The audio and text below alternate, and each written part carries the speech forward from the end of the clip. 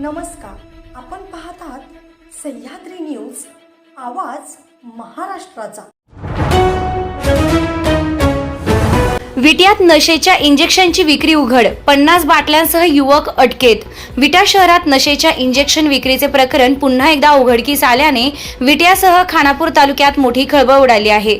विटा पोलिसांनी सापळा रचून गारडी येथील एका युवकाला अटक करत त्याच्याकडून नशेसाठी वापरली जाणारी इंजेक्शनची 50 बाटल्या जप्त केल्या आहेत। गारडी तालुका खानापूर येथील रोहित करण जावीर वय 25 असं अटक करण्यात आलेल्या युवकाचं नाव आहे।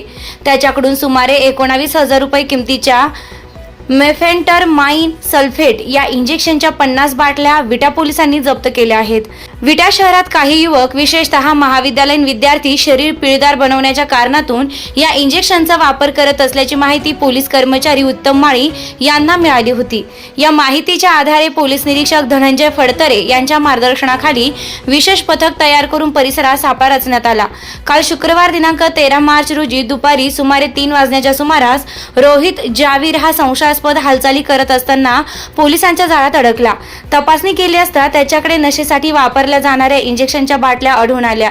पोलिसांनी तात्काळ त्याला ताब्यात घेत विटा पोलीस ठाण्यात गुन्हा दाखल केला असून पुढील चौकशीत ही इंजेक्शनची बाटली मध्य प्रदेशातील धीरज शर्मा नावाच्या तरुणाकडून मागविल्याची माहिती समोर आली आहे। दरम्यान विटा पोलिसांनी धीरज शर्मा याचा शोध सुरू केला असून या प्रकरणाचा पुढील तपास पोलीस उपनिरीक्षक पूजा महाजन हे करीत आहेत। सह्याद्री न्यूज, आवाज महाराष्ट्राचा। मुख्य संपादक जब्बार पीरजादे, विटा, सांगली।